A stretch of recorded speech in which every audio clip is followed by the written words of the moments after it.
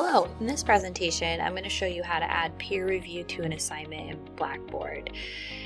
Adding peer review to an assignment is a great way to engage students in critical thinking and collaboration. The first thing that you'll need to do is select an assignment that you want to add peer review to.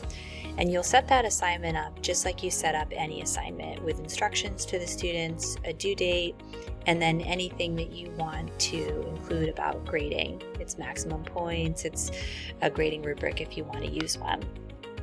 Then, in order to add peer review, you'll go to this gear and you'll get the assignment settings menu. When you scroll down to evaluation options, you'll see that peer review is an option, and you can select that.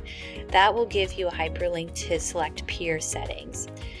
The first thing that you'll have to choose is how many reviews you want to have per student.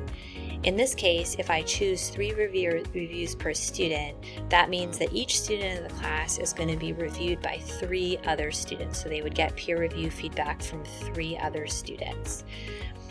The assignment due date that we had in the previous menu feeds through here. This is important to note, the date by which students are submitting their work for peer review. So it's not the date by which the peer review process is over. That is this date down here. So if I go in here, I can set this to a few days after the date by which they have to submit their assignments for peer review, and this would be the date by which, as an instructor, you would go in and begin to review and release that peer review feedback to students. It's important to note that the peer review process will begin automatically for students once there are enough submissions that it's the number of reviews plus 1. So in this case, once 4 students have submitted their work for this assignment and its corresponding due date, peer review would begin. And the peer review is random, and it's also anonymous. If you want students to know whose work they're reviewing, they would have to put their name on their assignment that is submitted, the document itself, and so you can communicate that to students about whether you want them to do that or not. If you were interested in assigning certain students and groups to review one another, the only way to do that is to set up multiple assignments and then assign each assignment to a specific group that's going to be reviewing each other. Once you have set up these parameters, you can save out of this menu, and if you scroll down, you'll see where that peer review piece is. The way that you've set it up, the information is here. You might be wondering also about what happens with the rubric in this process.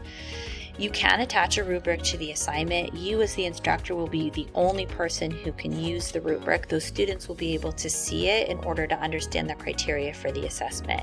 If you want them to refer to those criteria or other questions, you would want to provide some additional instructions to them for peer review.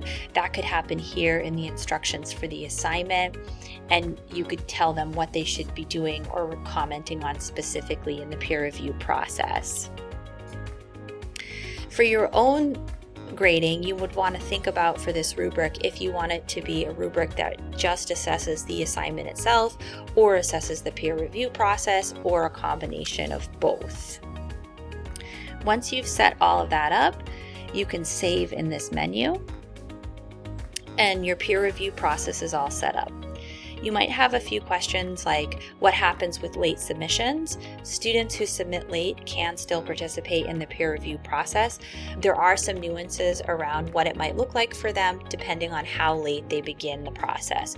You can read a little bit more about that on the Blackboard webpage about peer reviews. Also, you might be wondering what it looks like when the peer review process is over.